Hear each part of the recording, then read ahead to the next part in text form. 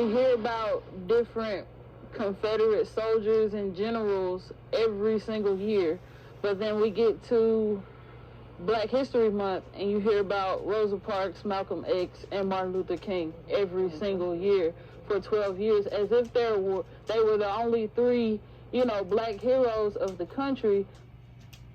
That was part of a really eye-opening conversation for me that I had in October in Jackson, Mississippi, as part of our Belshi Across America series. Taylor Turnage, whom you heard from there, said she was only ever taught about the same three historical figures during Black History Month: Rosa Parks, Malcolm X, and Dr. Martin Luther King.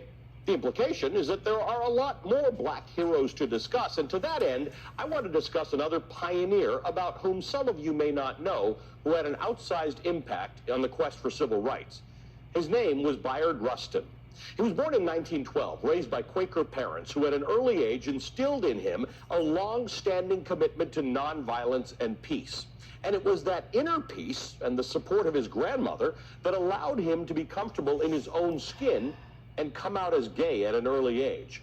As a young adult, Rustin began to focus on socialism through the mentorship of A. Philip Randolph, a lauded civil rights activist himself and a labor unionist. Together, they advocated for workers' rights and equality. Rustin spent years traveling across the country, giving speeches and organizing in hopes of achieving a better America.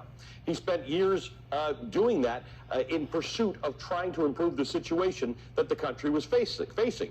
He was arrested frequently. He even spent 2 years in prison for avoiding the World War II draft because his pacifist beliefs didn't allow him to support the cause. In the early 1950s, at the behest of his mentor, Rustin traveled to Alabama to meet with a young up-and-coming civil rights leader named Martin Luther King Jr. Rustin became a close advisor to King. He began teaching him about satyagraha, Mahatma Gandhi's philosophy of nonviolence, passive resistance to injustice. He introduced King to a variety of civil disobedience tactics.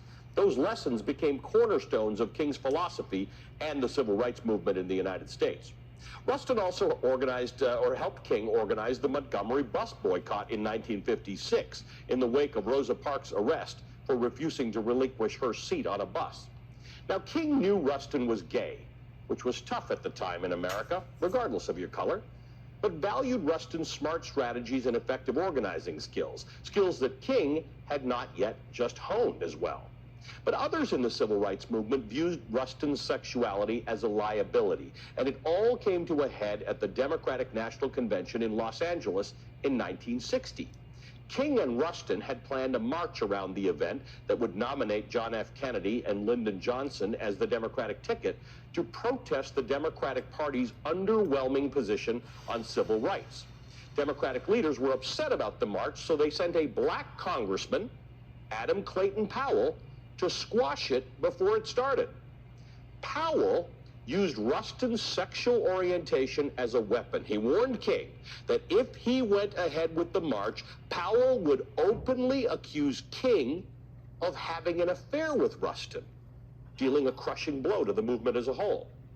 King gave in and ended up distancing himself from Rustin for a while. Rustin resigned from his position with the Southern Christian Leadership Conference. Walter Neagle, Rustin's longtime romantic partner, said of the time, quote, "It was a personally painful situation for Rustin because he was disappointed that Dr. King didn't stand up for him or didn't have more backbone."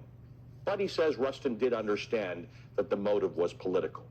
Rustin receded from the front lines for some time so as not to distract from the civil rights movement, but he reemerged in 1963, once again working with Martin Luther King as the architect of the legendary March on Washington, where King delivered his iconic "I Have a Dream" speech. The march was much more successful than anyone imagined, and it was a true turning point for both the country, the civil rights movement, and Rustin himself. Now, following the success of the march, Rustin and King would continue to work together for several years until King's death in 1968. From there, Rustin continued his role in activism. Not only did he remain on the forefront of the fight for civil rights, but he became a gladiator in the battle for LGBTQ equality until the day he died in 1987. In 2013, he was posthumously awarded the Presidential Medal of Freedom by President Barack Obama. It was accepted by his longtime partner. Bayard Rustin's story may not be well known, but he is important. Many historians say Martin Luther King Jr. would not have become the man he was if not for Rustin.